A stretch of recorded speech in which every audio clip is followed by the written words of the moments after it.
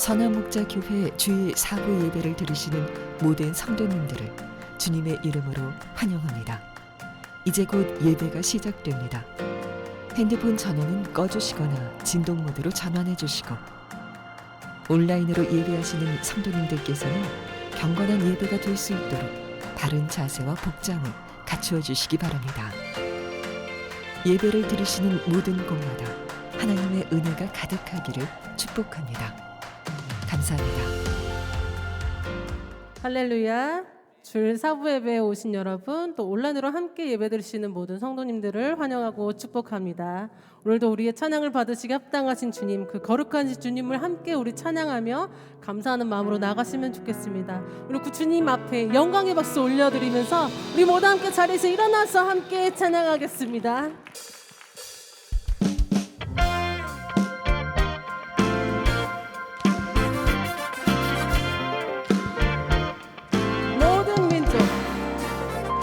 모든 민족 열방 백성 주께 나와 경배드리네.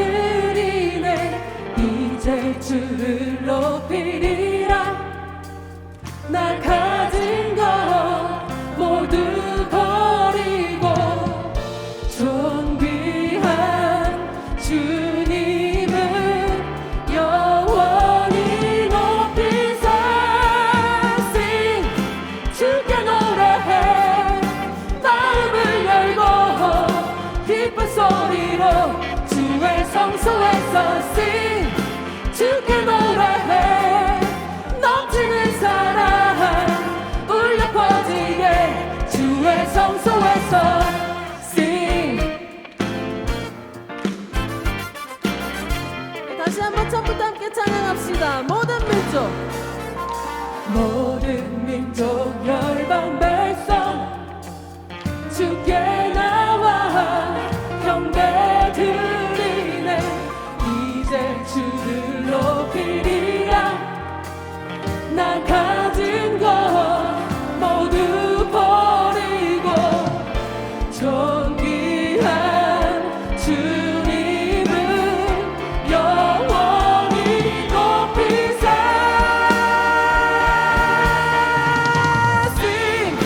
주께 노래해. 마음을 열고 기쁜 소리로 주의 성소에서 sing. 주께 노래해. 넘치는 사랑 울려 퍼지네 sing. 주의 성소에서 sing. 주께 노래해. 마음을 열고 기쁜 소리로 주의 성소에서 sing. 주께 노래해. 넘치는 사랑 울려 퍼지게 주의 성소에서 sing. 우리 입술을 열어 찬양합시다. 우리 입을 열어 찬양 드리세. 맘 열어 찬양 드리세. 거룩한 손 높이 들리 주의 성소에서. 우리 입을 열어 찬양 드리세. 맘 열어 찬양 드리세. 거룩한 손 높이 들리 sing sing sing. 우리 입을 열어 찬양 드리세. 맘 열어 찬양 드리세. 거룩한 손 높이 들리 주의 성소에서. 우리 입을 열어 찬양 드리세. 맘 열어 찬양 드리세. 거룩한 손 높이 들리 우리의 목소리로 sing sing. 우리 입을 열어 찬양 드리세. 맘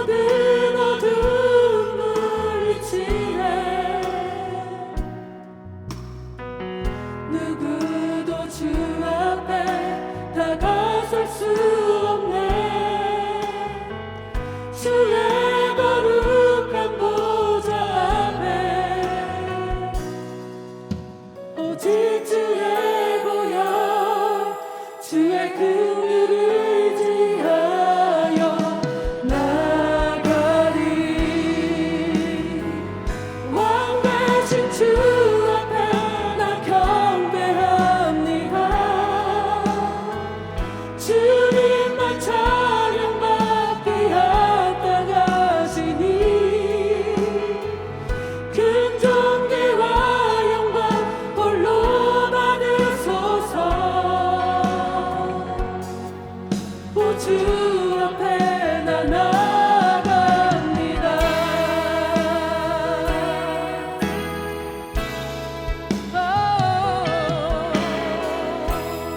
다시 한번 주님을 바라보며 나갑시다. 햇살보다 밝게,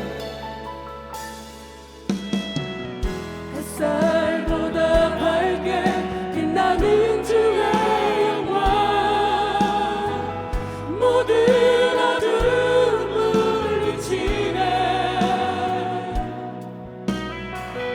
누구도 주 앞에 다가설 수 없네. 주의 거룩한 보좌 앞에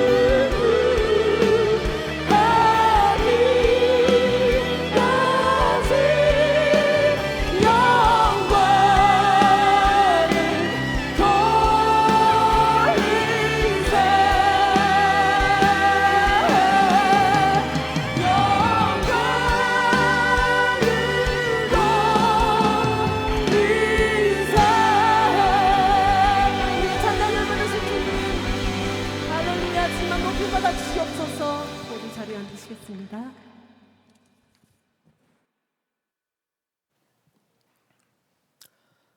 사랑과 은혜가 풍성하신 하나님 아버지 감사드립니다. 거룩한 주일 아버지 앞에 나와 경배와 찬양을 드리며 하나님 나라를 맛보게 하시니 감사드립니다. 코로나 바이러스 감염으로 예전과 다른 일상을 살아가는 어려움이 있지만 하나님 아버지의 한없는 자비와 긍휼하심으로 지내고 있음을 감사드립니다.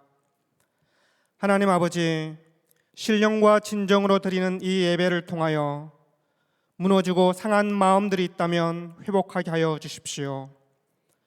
수고하고 무거운 짐진 자들의 공고함을 아시고 저희의 모든 짐을 대신 지시고 저희의 영혼을 자유케 하시는 주님을 바라보는 믿음의 눈을 회복하게 하여 주십시오.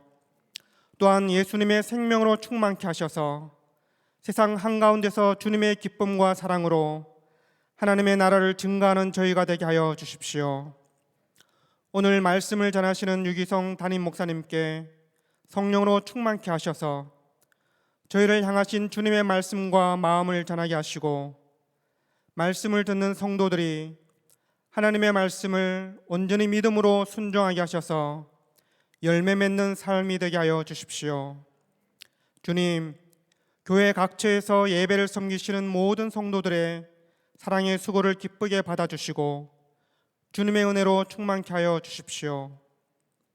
오늘도 주님의 말씀에 순종하는 모든 이들에게 축복을 한량없이 부어주시는 우리 주 예수님의 이름으로 기도드립니다. 아멘.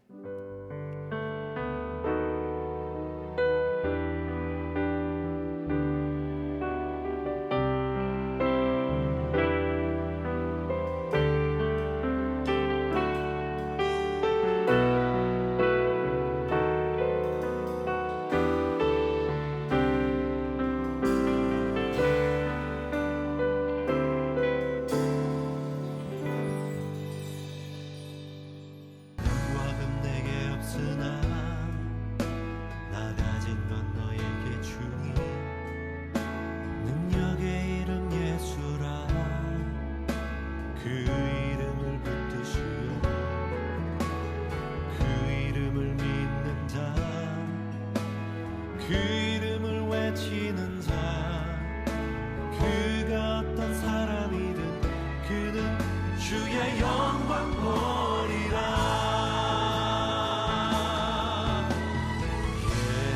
예수, 예수, 오 능력의 그 이름 예수, 나 외쳐 부르네.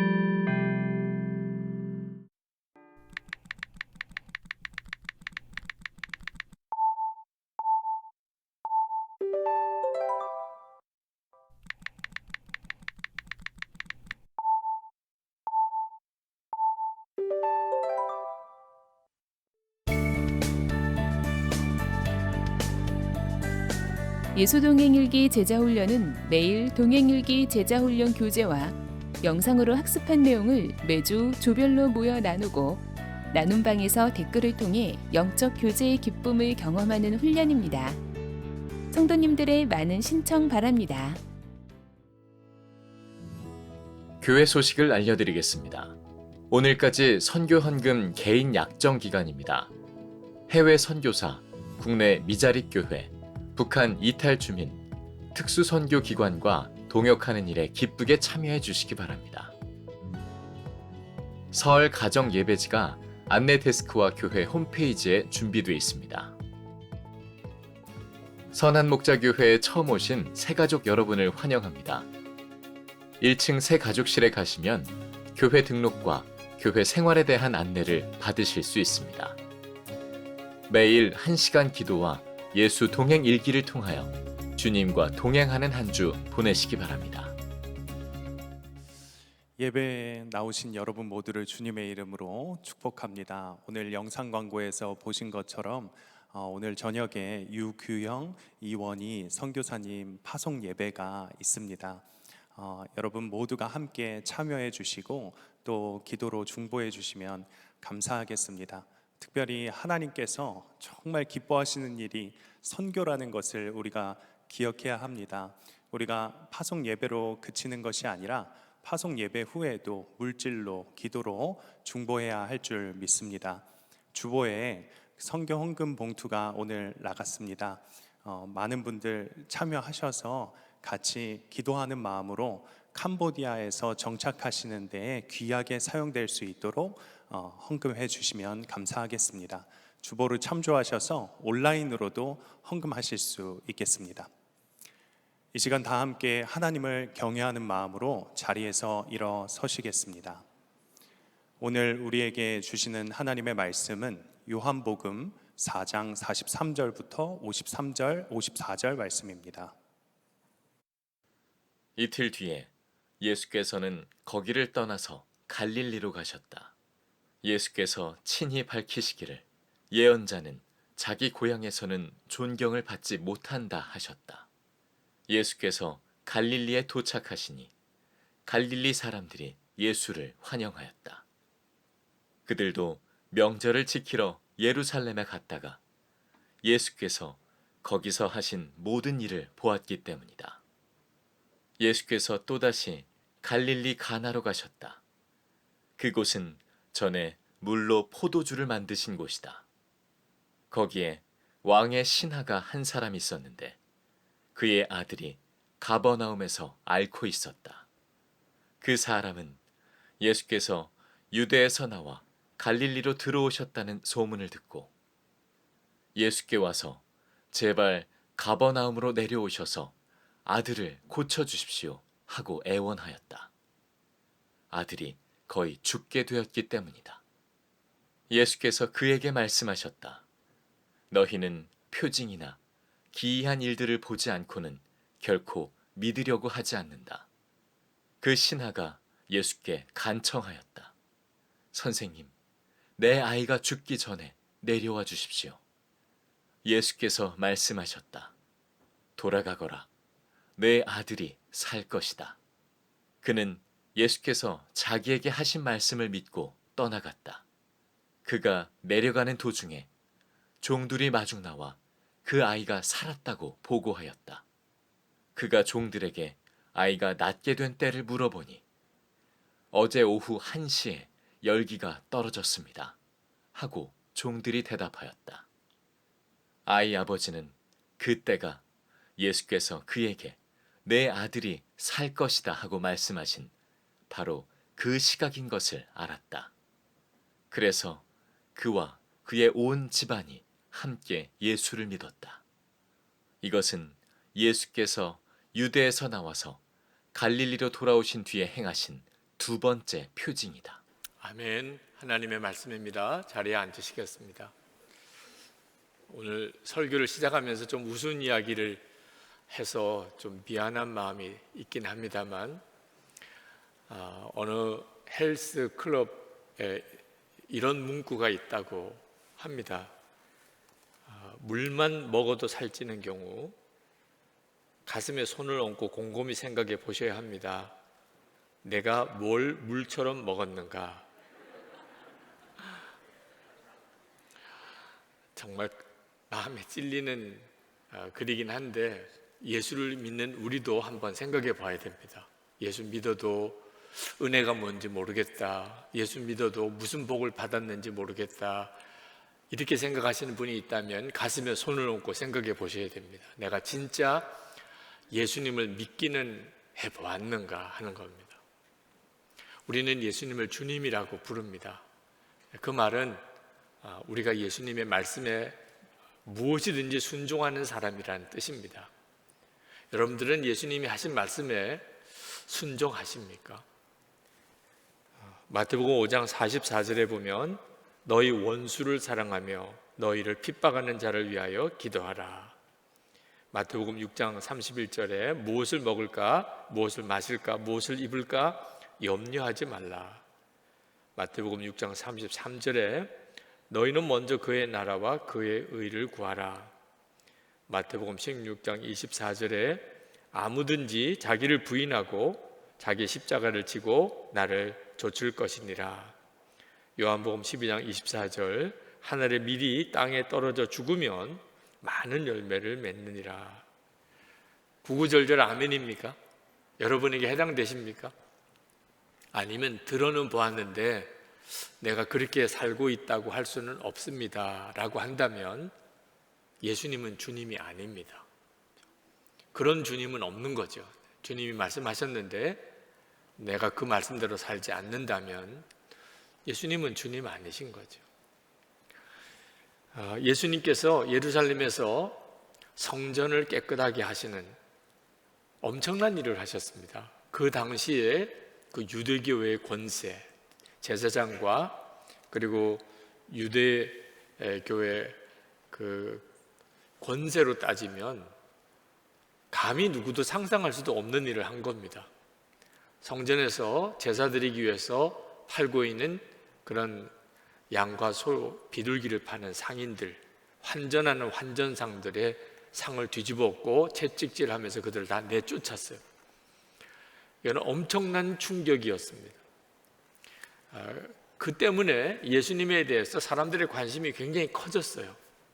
왜냐하면 그것은 하나님의 권위를 가지고 있는 사람 아니면 도무지 할 수 없는 일이었기 때문입니다.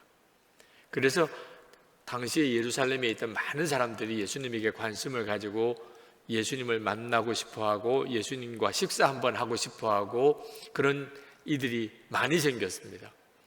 근데 예수님께서 요한복음 2장에 보면 그들의 요청과 요구를 다 거절하셨어요. 왜냐하면 그들의 마음을 아셨기 때문이라 그랬습니다.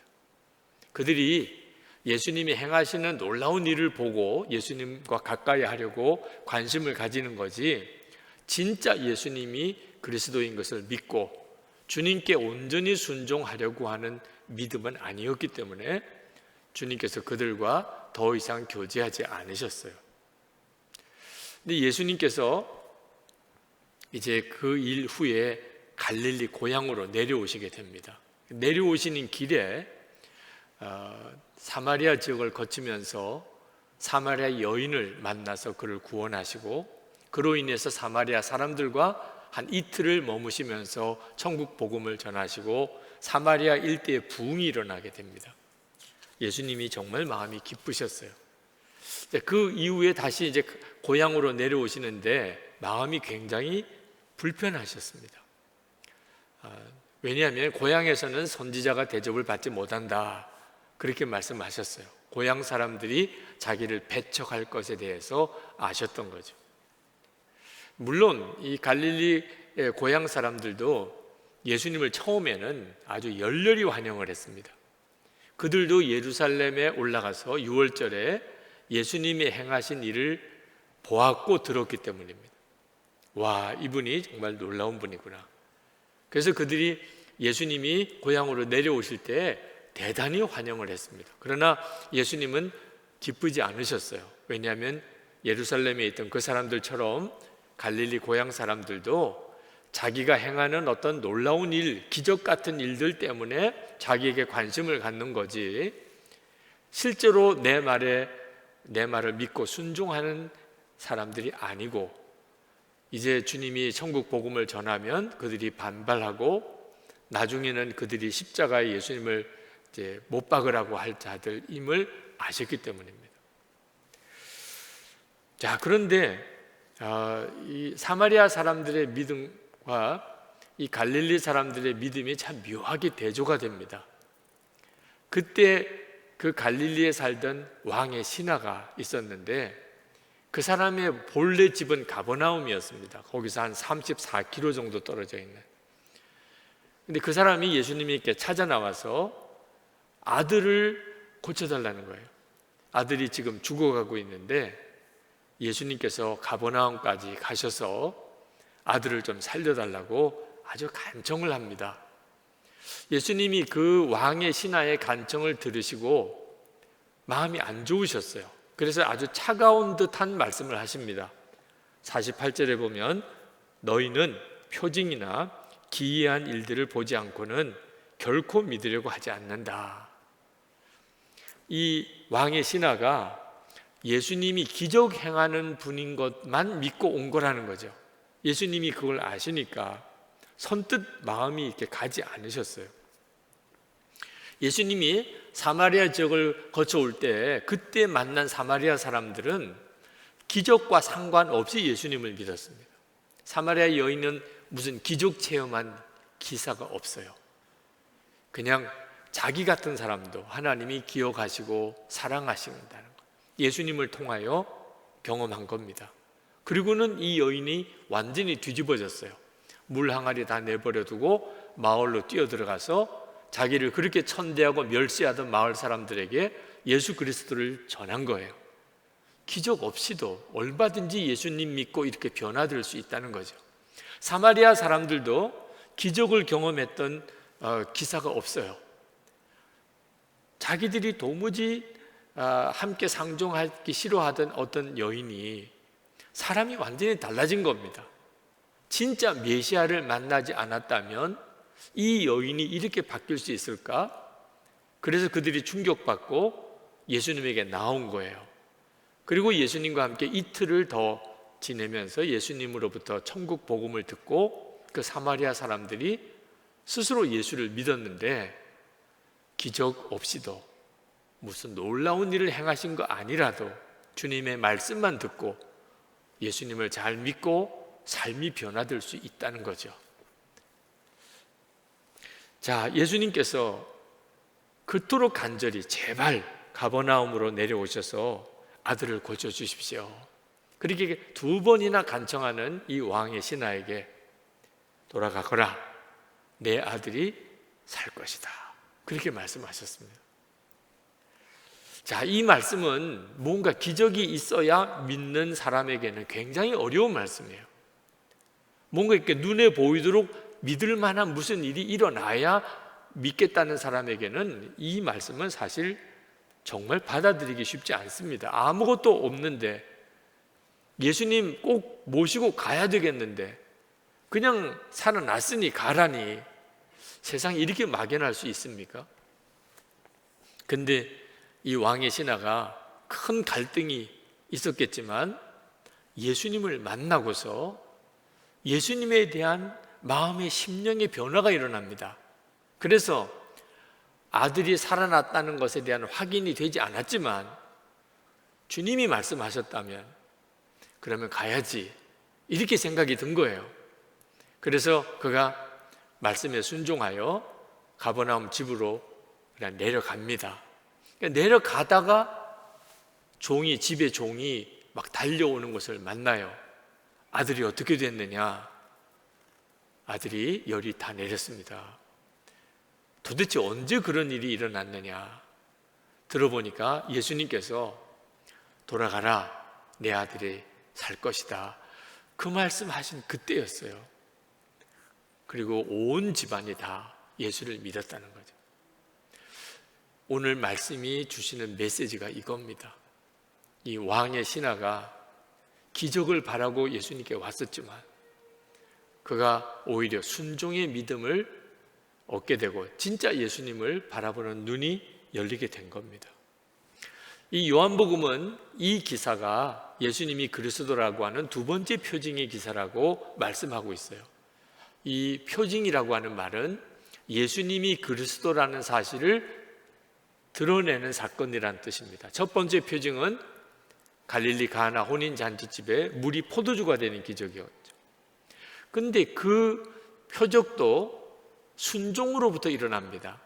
그러니까 예수님이 그리스도라는 것은 우리를 구원해 주시는 분이라는 뜻도 있고 우리의 완전한 순종의 대상이라는 뜻이 있습니다. 가나 혼인 잔치집에도 순종하였더니 물이 포도주가 되었죠. 이 사건도 왕의 신하가 주님의 말씀을 듣고 그냥 순종하여 집으로 가다가 아들이 깨끗하게 고침받은 기적을 그가 경험하게 된 사건입니다. 자, 여러분, 예수님께서 여러분의 모든 문제의 해결자라는 것을 믿는 것은 참 귀한 일입니다. 여러분에게 문제가 있을 때 예수님은 나를 이 문제에서 능히 건져주실 분이다. 그건 정말 중요한 믿음이에요. 이 왕의 신하도 처음에는 그 믿음으로 예수님께 나왔습니다. 주님, 아들 좀 고쳐주세요. 이렇게 왔던 거죠. 그러나 이 믿음에서 머물면 안 된다는 겁니다. 그저 예수님은 기적이나 행해 주시고 내 어려운 문제나 해결해 주시는 분 정도로만 믿는 믿음으로는 끝까지 예수님을 못 따라갑니다. 언젠가는 주님을 떠나게 돼요. 환난이 오거나 고난이 닥치거나 시험이 오면 기적만 바라보는 믿음으로는 끝까지 예수님을 믿을 수가 없어요. 그래서 예수님께서 이 왕의 신하에게 말씀을 믿고 순종하는 믿음이 되기를 원했던 거죠. 그리고 왕의 신하는 그렇게 되었어요. 이것이 바로 지금 현재 우리에게 주님이 원하시는 것입니다. 예수님께서 여러분의 문제를 해결해 주시지만 주님이 원하시는 것은 주님을 믿고 말씀을 들었으면 그러면 순종하라는 겁니다. 성경은 우리가 예수님을 믿으면 우리의 모든 어려운 문제가 다 해결되어서 편안하고 성공하고 그리고 놀라운 일이 벌어진다고만 약속하지 않습니다. 다니엘이 하나님을 믿고 사자굴에서 건짐을 받는 역사가 있었어요. 그건 사실입니다. 그러나 그 말은 무슨 뜻이냐면 다니엘이 하나님을 믿었기 때문에 사자굴에 던짐을 받았었다는 게 전제가 돼요. 그러니까 하나님을 믿으니까 사자굴에 던짐을 받는 일도 있고 그런 일도 있는 겁니다. 그랬기 때문에 사자굴에서 건짐을 받는 기적도 있었던 거죠.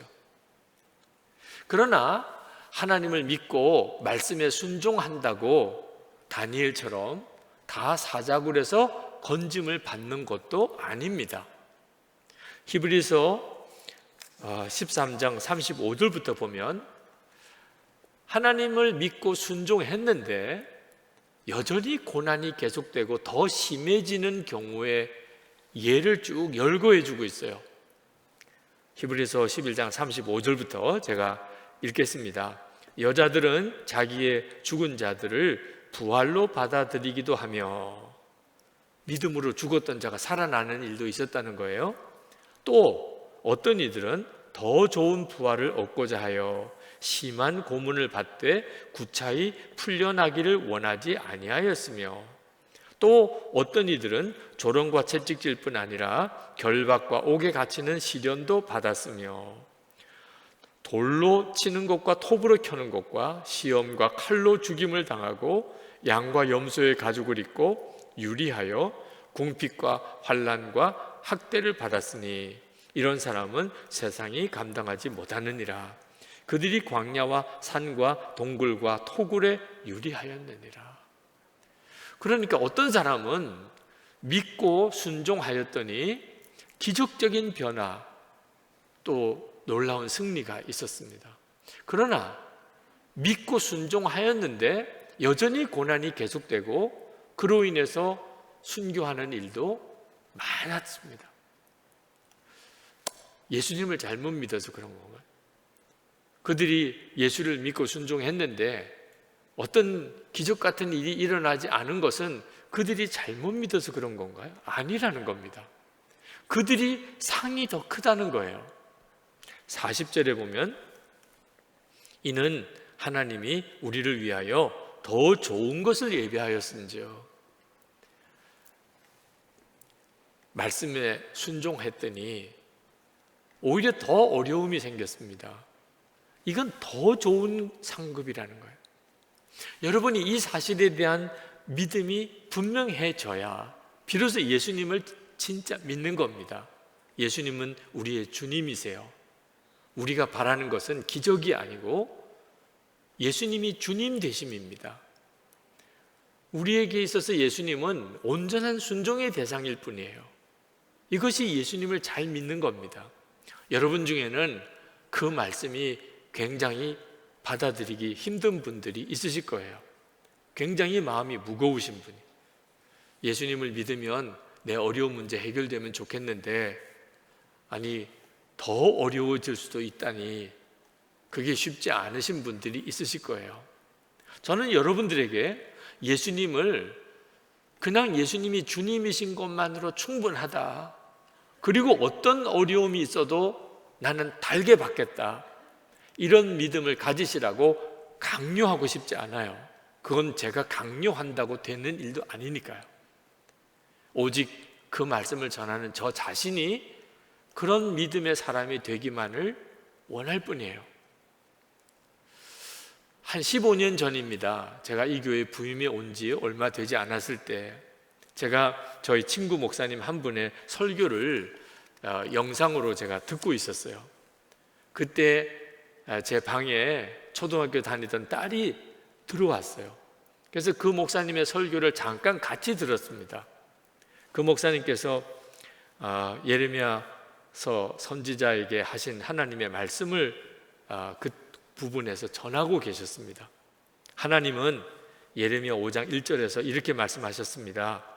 너희는 예루살렘 거리로 빨리 다니며 그 넓은 거리에서 찾아보고 알라.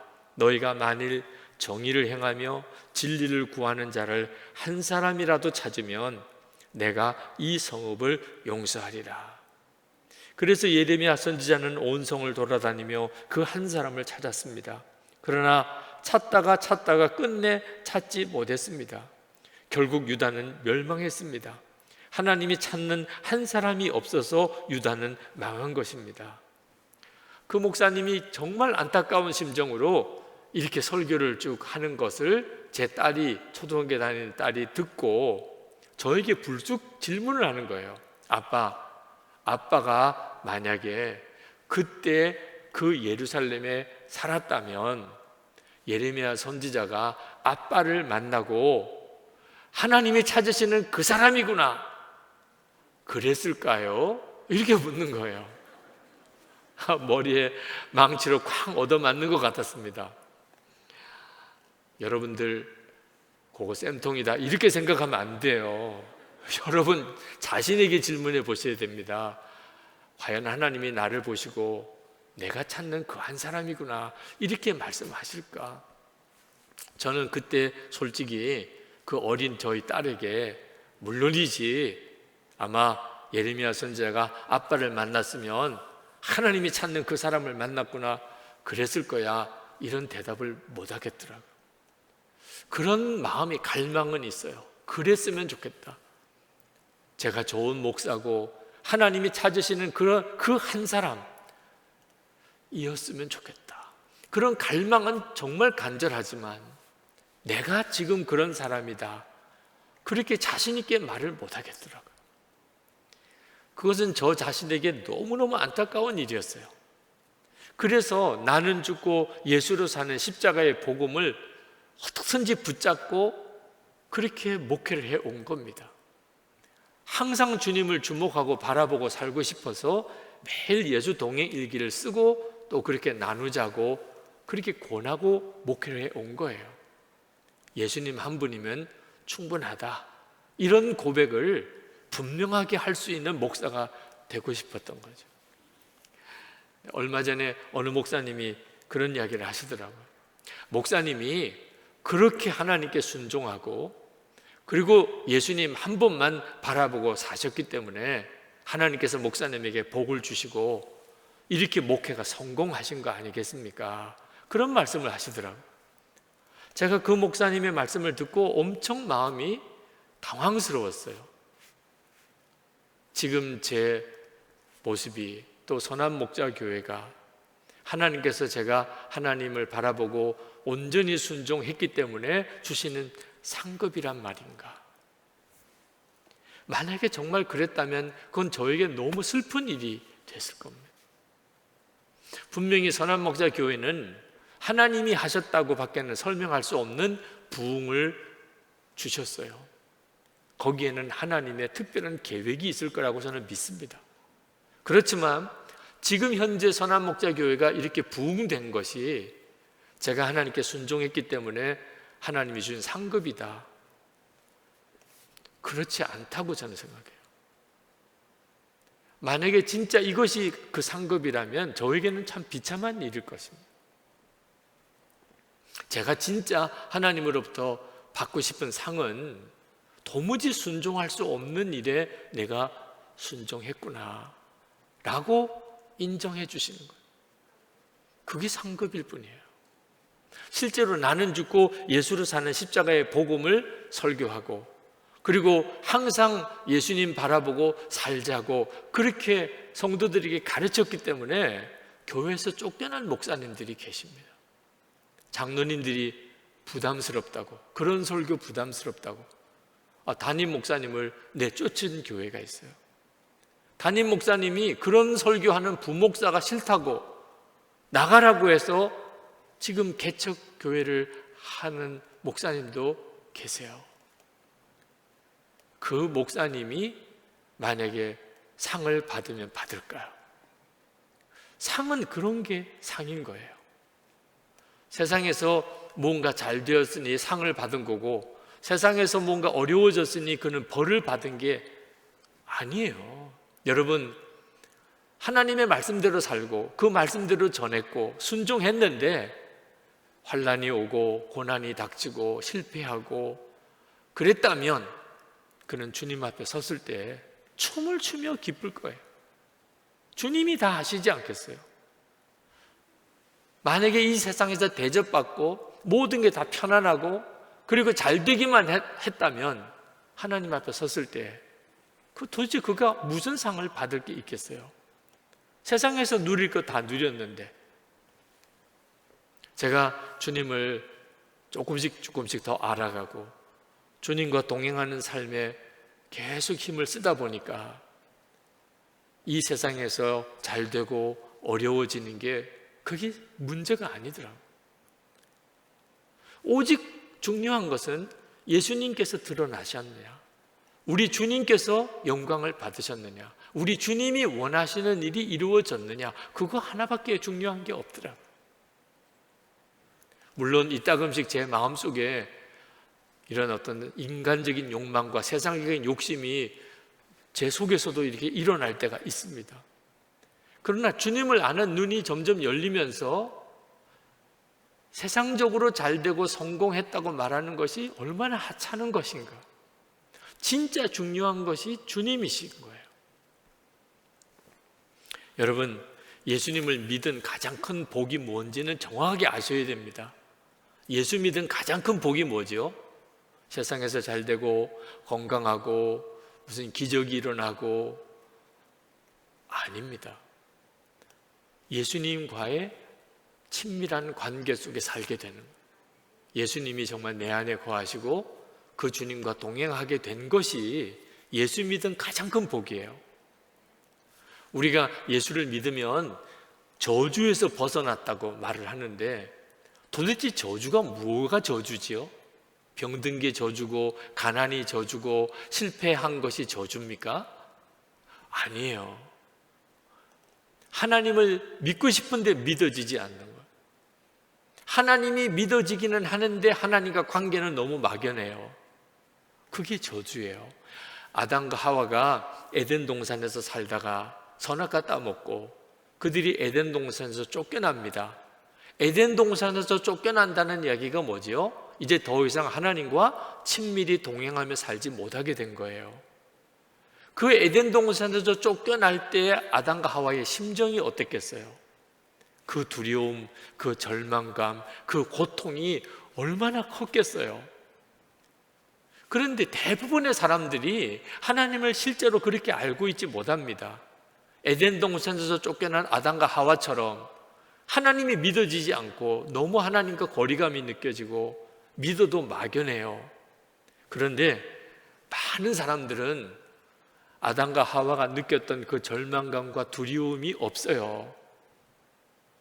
그게 저주라고 느껴지지 않는 거예요. 왜 그렇죠? 늘 그렇게 살았으니까요.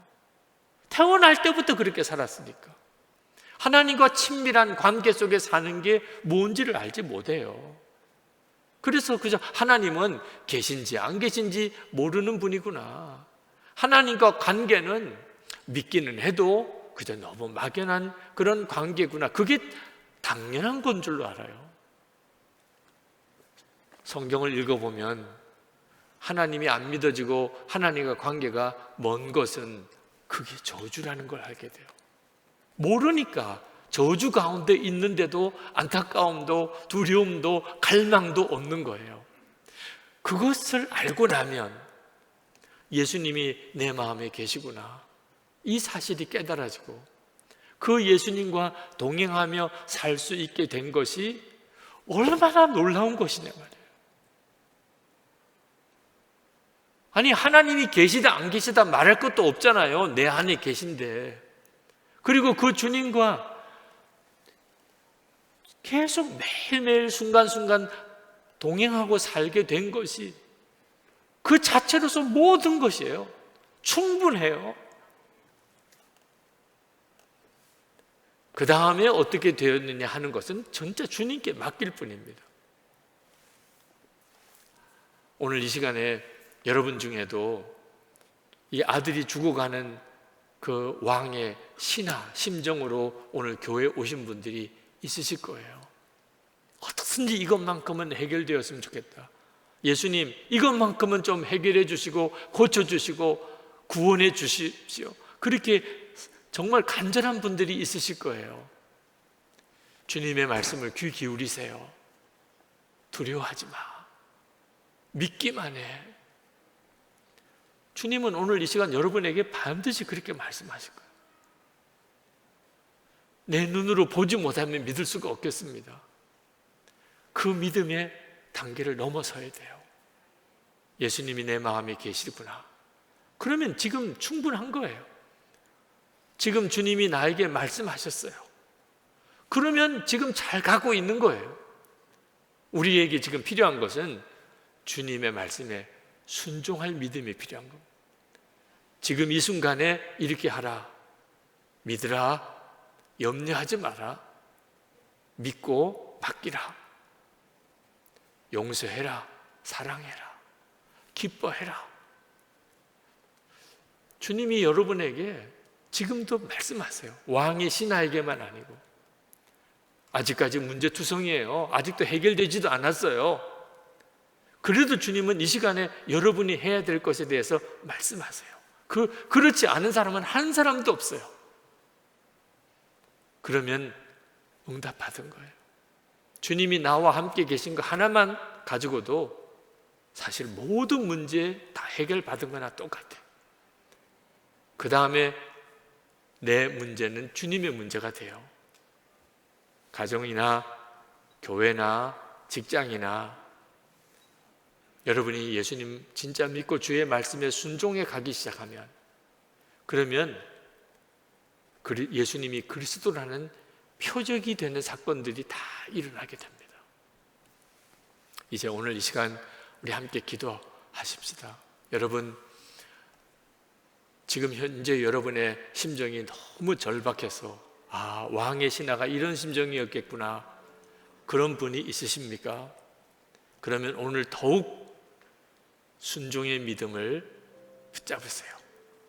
여러분이 기적을 바라고 왔다가 여러분이 순종하는 믿음을 갖게 되었다면 병든 것도 실패도 여러분에게 환난이 닥친 것도 지나고 보면 다 은혜입니다. 하나님, 제가 주님의 말씀을 붙잡는 믿음을 갖겠습니다. 말씀에 순종하며 살겠습니다. 제 삶의 모든 문제는 이제 주님께 다 맡깁니다.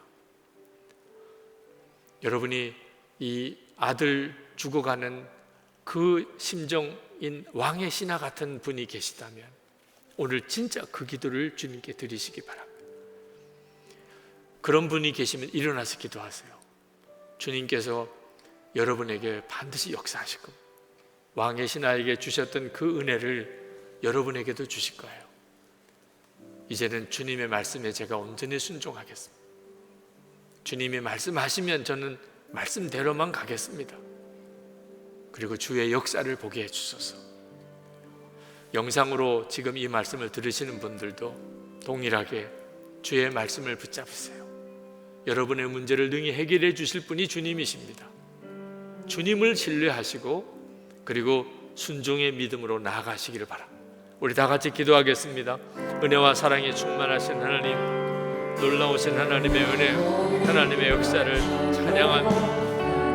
크신 하나님의 역사를 찬양합니다. 아버지 하나님 붙들어 주시고 하나님의 역사를 우리 가운데 놀라우게 허락해 주소서. 사모하며 갈망하는 사랑하는 성도들에게 하나님의 은혜를 부어 주소서. 믿고 주님께 나아가 간구하는 성도들을 주님의 손에 사로잡아 주소서. 주께서 말씀하시는 대로 전하 아버지 하나님 앞에 마음의 전심을 쏟아 넣으며 하나님께 간구하고 하나님 우리를 주님이 원하시고 기뻐하는 그 믿음의 사람으로 세워 주옵소서. 하나님의 역사를 온전히 이루는 자가 되게 하여 주시옵소서. 하나님 두려움에서 벗어나게 하시고 염려에서 벗어나게 하시고 예수님만을 온전히 붙잡는 믿음, 온전한 순종의 믿음이 다 되게 되어 주시옵소서. 주님 감사합니다. 아버지 하나님, 주님만 전적으로 의지하며 온전히 주님을 바라보는 눈이 뜨이기를 저희들이 간절히 갈망합니다. 오늘도 이 예배 드리는 모든 성도들, 영상으로 이 말씀을 듣는 이들에게도 지금 아들이 죽어가는 절박한 처지에 있는 아버지의 심정인 이들까지도 주님을 바라보는 믿음의 눈이 열리게 하시고 그리고 오직 말씀에 순종하기만 하게 하소서. 예수님 한 분이면 충분한 믿음, 주님과 동행하는 곳으로 완전한 답을 얻은 믿음을 갖게 하시고 그리고 그 순종의 믿음에 하나님의 역사가 나타나게 해 주시옵소서. 지금 겪고 있는 어려움이, 문제가 간증이 되고 이 일을 통하여 순종의 믿음을 배우는 은혜의 사건이 되게 해 주옵소서. 오늘도 하나님 앞에 우리의 마음을 담은 예물을 봉헌합니다. 11조를 드리고 감사헌금을 드립니다. 하나님, 선교헌금과 구제헌금 그리고 건축헌금을 구별합니다. 성도들의 그 마음의 중심과 주님을 향한 감사 그리고 헌신과 사랑을 주님이 받으셨습니다. 하나님께서 놀라운 계획이 있으신 것을 믿습니다. 하나님을 영화롭게 하는 삶을 사는 자로 더욱 세우시고 그리고 은혜의 통로로 기쁨과 사랑의 통로로 쓰시옵소서.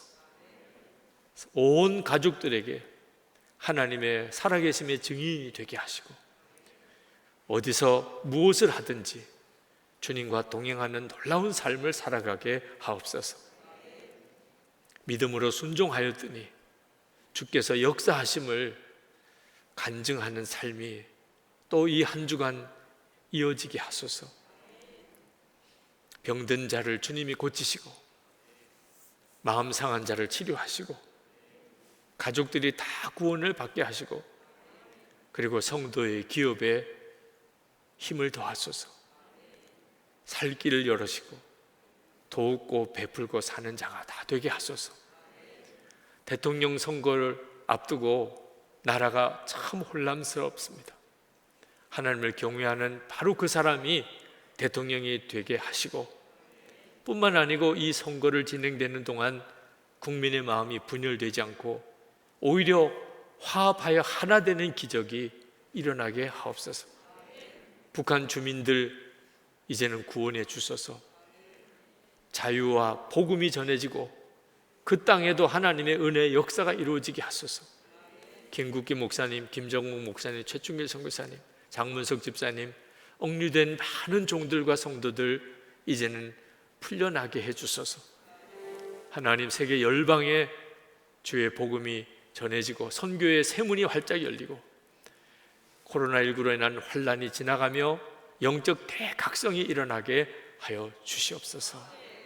주 예수 그리스도 이름으로 간절히 기도합나이다. 아멘. 우리 다 일어나셔서 찬양하겠습니다.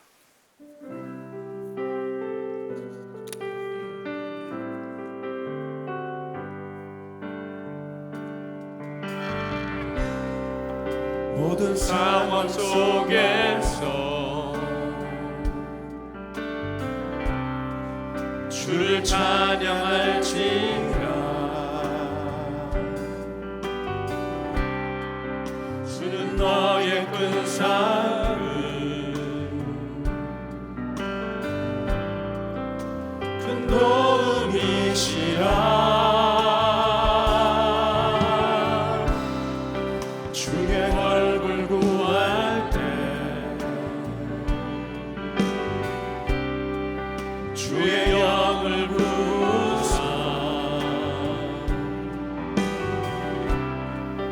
크신 사랑 안에서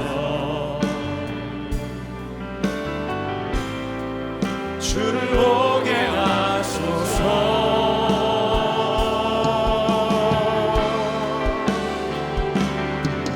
내 영혼이 확정되고 확정되어 사오니 믿음에 눈들어 주를 바라봅니다. 내 영혼이 확정되고 확정되어 사오니 믿음에 눈들어 주를 바라봅니다. 내 영혼이 확정되고 확정되어 사오니 믿음에 눈들어 주를 바라봅니다. 내 영혼이 확정되고 확정되어 사오니 믿음에 눈들어 주를 바라봅니다. 우리의 생명의 주 예수 그리스도의 크신 은혜와 좋으신 아버지 하나님의 놀라우신 사랑하심과 보혜사 성령의 교통하심이 하나님께 예배하는 모든 성도들과 그 삶 속에 충만하시기를 축원하옵나이다. 아멘.